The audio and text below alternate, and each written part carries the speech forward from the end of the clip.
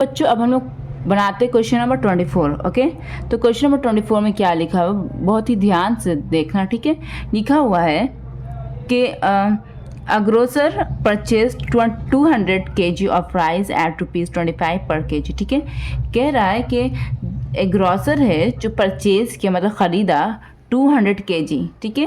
कितना kg? 200 kg चावल मतलब कि राइस ख़रीदा उसने, जिसका रेट था कि अगर 1 kg वो 25 रुपये में मिल रहा था। 1 kg वो कितना रुपये मिल रहा था? 25 रुपये में मिल रहा था। तो ग्रोसर ने कितना ख़रीद लिया? 200 kg ख़रीद लिया, ठीक है। उसे दाम ठीक लगा तो 200 kg ख़रीद लिया, ठीक है। फिर उसने क्या किया, जब 200 kg राइस उसके पास आ गया तो उसने क्या किया, उसने उसमें से 80 kg राइस निकाला और उसे बेच दिया। क्या कर दिया? उसे बेच दिया। कितने गेन पर बेचा? 10% की गेन पर उसे बेच दिया। फिर उसने क्या किया, फिर उसने 40 kg राइस और निकाला और उसे बेच दिया। तो उसका कितना परसेंट लॉस होता है? उसे लॉस 4% हो जाता है। जब उसने 40 kg राइस निकाल कर अगेन बेचा, इस बार फिर से बेचा, तो उसे लॉस कितना हो गया? 4% लॉस हो गया, ठीक है। 80 kg पर उसे गेन 10% हुआ था और 40 kg जब उसने बेचा तो लॉस 4% हो गया। तो बचा कितना? कितना टोटल बेचा चावल उसने? 80 + 40 120 चावल राइस kg राइस उसने बेच दिया, ठीक है। तो बचे कितना गया उसके पास? 80 kg राइस और बच गया। 80 kg राइस उसके पास और बच गया। टोटल 200 kg था ना। तो वही कह रहे हैं यहाँ पर कि एट व्हाट रेट पर kg should he sell the remainder, कि जो बचा हुआ जो 80 kg राइस है उसे कितने रेट पर उसे बेचना चाहिए कि उसका ओवरऑल गेन 8% हो, किस पर? उसके टोटल इन्वेस्टमेंट पर। मतलब कि ओवरऑल उसका 8% गेन हो, कि अगर ये लोग तीनों को बेच कर, ये लोग तीनों ये 80 kg वाला, 40 kg वाला और रिमाइंडर वाला राइस को बेच कर उसका गेन ओवरऑल 8% होना चाहिए। तो वही पूछ रहा है कि कितना रेट पर उसे बचा हुआ राइस अब बेचना चाहिए। चलो उसे क्वेश्चन बनाते हैं कॉपी में, ठीक है। ये क्वेश्चन नंबर 24। ओके, तो क्वेश्चन नंबर 24 बनाते हैं बच्चों, ठीक है। तो क्वेश्चन नंबर 24 तक क्या था कि राइस का कॉस्ट, ठीक है। पहले उसने क्या किया, ग्रॉसर परचेज किया। यहाँ पर लिख देते हैं सीपी, ठीक है। फॉर सीपी पर हम लोग काम कर रहे हैं, ठीक। कॉस्ट प्राइस पे यहाँ पर काम कर रहे हैं। तो यहाँ पर क्या उसने लिखा हुआ था, रेट क्या दिया था कि 1 kg ऑफ राइस कॉस्ट कितना था? 1 kg राइस का कॉस्ट 25 रुपीज़ था, यही था ना, 25 रुपीज़। तो ग्रॉसर ने कितना kg राइस खरीद लिया? 200 kg राइस खरीद लिया। कितना kg राइस खरीद लिया? 200 kg राइस खरीद लिया, ठीक है।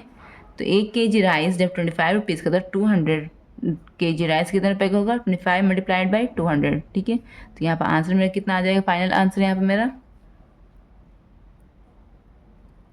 ठीक है, इतना आ जाएगा। It means 5000 rupees. It means 5000 rupees, इतना मेरे पास आंसर आ जाएगा, ठीक है। इट मीन्स ग्रॉसर की जेब से 5000 रुपीज़ खर्च हो गया 200 kg राइस खरीदने में, ठीक है। अगेन उसने क्या किया था, 80 kg राइस को बेचा था ना उसने, 80 kg राइस। 80 kg राइस का भी कॉस्ट निकालिए। जब 1 kg राइस का कॉस्ट 25 रुपया है, तो 80 kg राइस का कॉस्ट कितना हो जाएगा? 80 × 25, इतना ही होगा ना। तो कितना होगा? 80 kg का राइस 2000 रुपीज़ हो जाएगा, है ना। 80 और 25 को मल्टीप्लाई कीजिएगा तो 2000 रुपीज़ हो जाएगा, ठीक है। इसे भी आप यहाँ पर रख लीजिए, ठीक है, रुपीज़ है ये। अब इसने अगेन कितना बेचा था? 40 kg राइस बेचा था, ठीक है। तो यहाँ पर लिख देते हैं 40 kg राइस। सब के सब अलग अलग तोड़ तोड़ के उसने बेचे ना, तो इसलिए तोड़ तोड़ के हम यहाँ पर निकाल दे रहे हैं कॉस्ट, ठीक है। तो 40 kg राइस ये प्राइस कितना? 1 kg का प्राइस 25 है, तो 40 kg का प्राइस कितना हो जाएगा? 40 मल्टीप्लाई बाई 25, ठीक है। तो इट मीन्स 40 kg का राइस कितना हो जाएगा?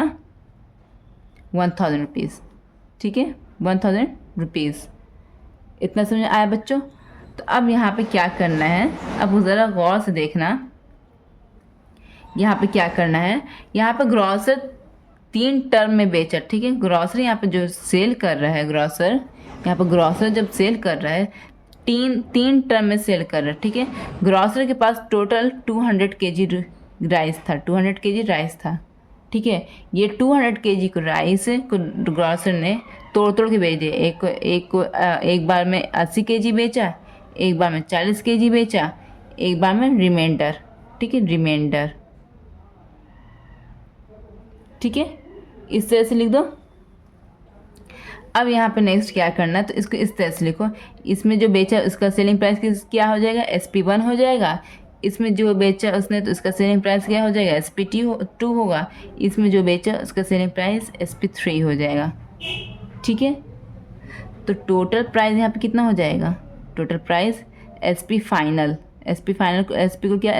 कर दिया, ठीक है। तीनों का सेलिंग प्राइस मिला के SP फाइनल। मतलब कि जैसे कि मेरे पास 3 पेन है, ठीक है। एक पेन को मैंने 8 रुपये में बेचा, एक पेन को मैंने 2 रुपये में बेचा, एक पेन को मैंने 1 रुपये में बेचा। तो मेरा टोटल मेरे पास जेब में कितना पैसा आएगा, 8 + 2 + 1 कितना हो जाएगा, 11 होगा ना।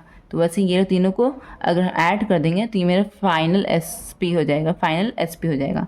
तो अब इसी तरह से हम यहाँ पे इक्वेशन बनाते हैं, ज़रा ध्यान देना। SP1 + SP2 + SP3 = SP final. Okay बच्चों, अब यहाँ पर लिखना है SP1 को 80 केजी राइस को बेचने में से क्या हुआ था, उसे गेन हुआ था, है ना। SP1 को बेचने में से क्या हुआ था, गेन हुआ था, ठीक है।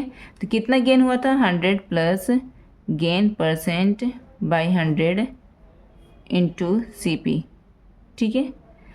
SP2 40 केजी राइस को बेचने में, अगर क्वेश्चन देखिएगा आप, 40 केजी राइस बेचने में उसे लॉस हुआ था, ठीक है। तो यहाँ पर SP2 की जगह पर हमने लॉस वाला फॉर्मूला यूज़ कर लेंगे।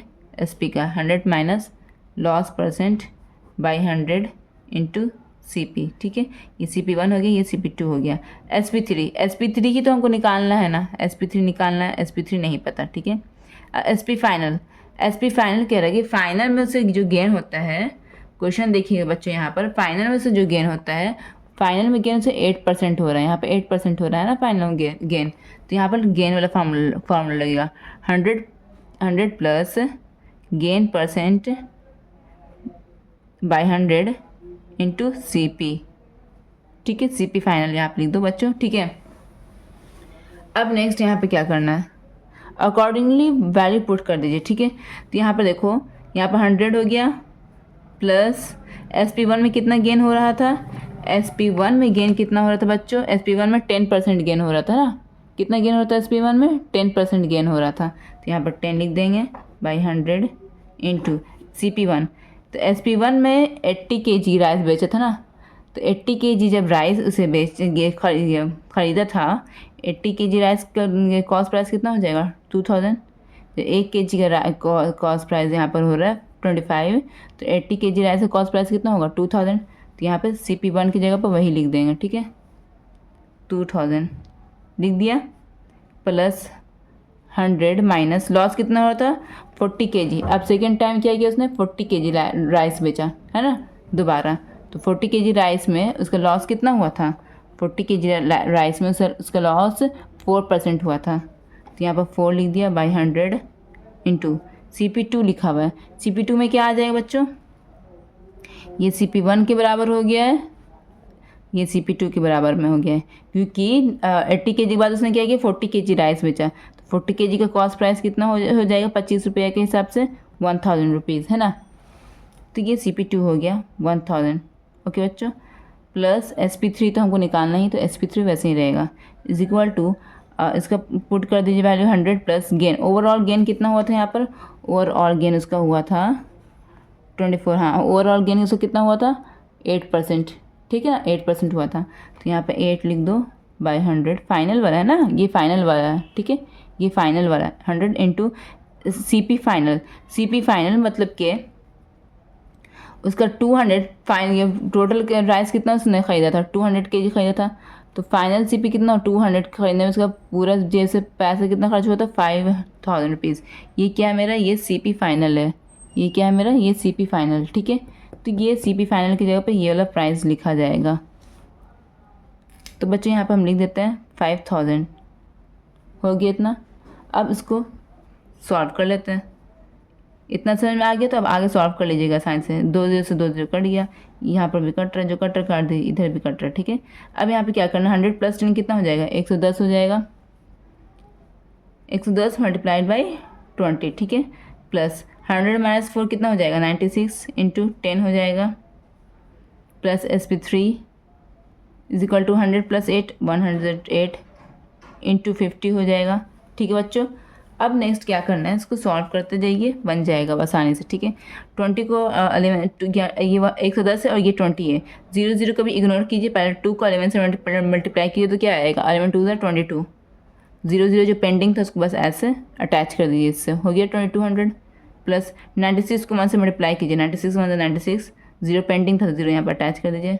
प्लस SP3 = 108 को 5 से मल्टीप्लाई कीजिए तो क्या आ जाएगा, 540 आ जाएगा। 0 यहाँ पर पेंडिंग था तो यहाँ पर 0 से यहाँ पर अटैच कर दीजिए, हो गया। SP3 निकालना है तो पहले ये दोनों को पहले ऐड कर दीजिए, कितना हो जाएगा, 0 6 19 11 3160 प्लस SP3 यही होगा ना, = 5400 हो जाएगा। अब यहाँ पर नेक्स्ट क्या करना है, SP3 अकेले यहाँ पर रहेगा, अननोन अकेले रहता है ना घर में, अननोन घर में अकेले रहता है, इसको बोलेगा तुम RHS में चले जाओ। तो यहाँ पर इसका साइन प्लस है तो RHS में आएगा तो साइन इसका माइनस हो जाएगा, तो घट कर क्या हो जाएगा, 0 हो जाएगा। 10 में से 6 गया 4 हो गया, 3 में से 1 गया 2 हो गया, 5 में से 3 गया 2 हो गया, 2240 रुपीज़। SP3 मेरा जो हो गया है 2240 रुपीज़ हो गया, ठीक है। तो यहाँ पर इट मीन्स देखो यहाँ पर देखो 80 kg पहली बार में बेचा था, दूसरी बार 40 kg बेचा, तीसरी बार रिमाइंडर, टोटल मेरे पास कितना 200। 80 + 40 कितना हो गया, 120 हो गया। तो रिमाइंडर कितना मेरे पास 4 बच गया, 200 - 120 कितना बच गया, 80 kg बच गया ना बच्चों, यहाँ पे 80 kg बच गया, 80 kg। अब ये 80 kg रिमाइंडर बच गया है ना, तो ये 80 kg का यहाँ पर प्राइस कितना निकल गया, 80 kg का SP3 निकल गया मेरा 80 kg का 2240। तो यहाँ पर लिखोगे cost of SP of 80 kg rice is rupees 2240 है ना, ठीक है। तो यहाँ पर केजी पूछ रहा है, क्वेश्चन में क्या पूछ रहे हैं यहाँ पे बच्चों, क्वेश्चन पूछ रहा है एट व्हाट रेट पर केजी पूछ रहा है ना, मतलब 1 kg का पूछ रहे हैं यहाँ पर। तो यहाँ पर 80 kg का राइस जो हुआ वो 2240 रुपीज़ हुआ, तो SP ऑफ 1 kg राइस कितना हो जाएगा, 2240 डिवाइडेड बाई 80, ठीक है। कट रहा तो काट दो, ठीक है। अब यहाँ पर देखो कट रहा है, 4 2 8 4 5 24 6 24, 2 2 4 2 8 16 कट गया। तो यहाँ पर मेरा आंसर क्या आ जाएगा, 28 रुपीज़ पर kg, यही मेरा आंसर आ जाएगा। आप लोग आंसर शीट में अपने बुक में चेक कर लीजिएगा बच्चों, ये आपका आंसर आ जाएगा, ठीक है। आप लोगों को लगता होगा कि मेरा वीडियो बहुत ही लॉन्ग है, लेकिन मेरा प्रायोरिटी रहती है कि बच्चों को समझ में आ जाए क्वेश्चन, इसलिए मेरा वीडियो लॉन्ग हो जाता है, ठीक है। तो अगर आप लोगों को समझ में आया तो मेरे वीडियो को ज़रूर लाइक करना, सब्सक्राइब करना और मेरे चैनल को शेयर करना ना भूलना बच्चों। और इस चैनल से ज़्यादा से ज़्यादा फ़ायदा उठाने की कोशिश करना, दिल लगा कर पढ़ते रहिए। Thank you so much.